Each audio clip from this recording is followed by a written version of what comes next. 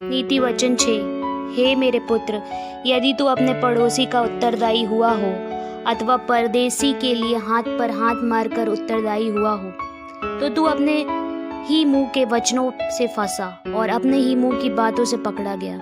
इसलिए हे मेरे पुत्र, एक काम कर, अर्थात तू जो अपने पड़ोसी के हाथ में पड़ चुका है, तो जा उसको साष्टांग प्रणाम करके मना ले। तू ना तो अपनी आंखों में नींद और ना अपनी पलकों में झपकी आने दे, और अपने आप को हिरनी के समान शिकारी के हाथ से और चिड़िया के समान चिड़ीमार के हाथ से छुड़ा। हे आलसी, चींटियों के पास जा, उनके काम पर ध्यान दे और बुद्धिमान हो। उनके ना तो कोई न्यायी होता है, ना प्रधान, ना प्रभुता करने वाला, तो भी वे अपना आहार धूप काल में संचय करती है और कटनी के समय अपनी भोजन वस्तु बटोरती है। हे आलसी, तू कब तक सोता रहेगा?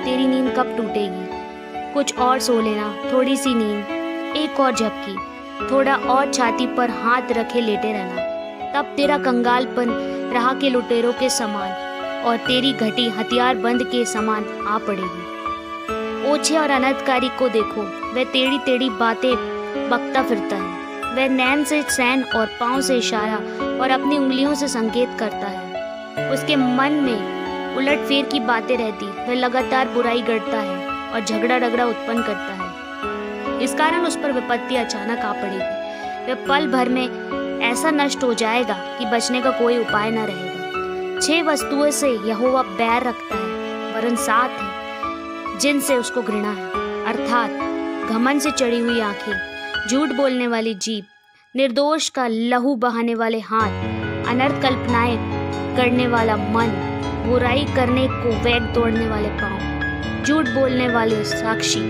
और भाइयों के बीच में झगड़ा उत्पन्न करने वाला मनुष्य। हे मेरे पुत्र, मेरी आज्ञा को मान और अपनी माता की शिक्षा को ना तज। इनको अपने हृदय में सदा गांठ बांधे रख और अपने गले का हार बना ले। वे तेरे चलने में तेरी अगुवाई और सोते समय तेरी रक्षा और जागते समय तुझसे बातें करेंगे। आज्ञा तो दीपक है और शिक्षा ज्योति है, और सिखाने वाले की डांट जीवन का मार्ग है, ताकि तुझको बुरी स्त्री से बचाए और पराई स्त्री की चिकनी चुपड़ी बातों से बचाए। उसकी सुंदरता देखकर अपने मन में उसकी अभिलाषा न कर, वह तुझे अपने कष्टांग में फंसाने ना पाए, क्योंकि वैश्यगमन के कारण मनुष्य टुकड़ों का भिखारी हो जाता है, परंतु वह विचारनी अनमोल जीवन का आहेर कर लेती है। क्या हो सकता है कि कोई अपनी छाती पर आग रखे और उसके कपड़े ना जले?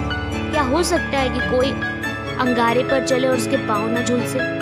जो पराई स्त्री के पास जाता है उसकी दशा ऐसी ही है, परंतु जो कोई उसको छुएगा वह दंड से ना बचेगा। जो चोर भूख के मारे अपना पेट भरने के लिए चोरी करे, उसको तो लोग तुच्छ नहीं जानते, तो भी यदि वह पकड़ा जाए तो उसको 7 गुना भर देना पड़ेगा, वरन अपने घर का सारा धन देना पड़ेगा। परंतु जो परस्त्री गमन करता है वह निर्बुद्धि है।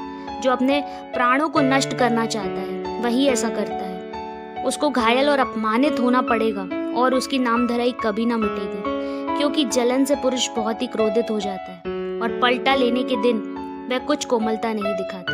वह घूस पर दृष्टि ना करेगा और चाहे तू उसको बहुत कुछ दे तो भी वह ना माने।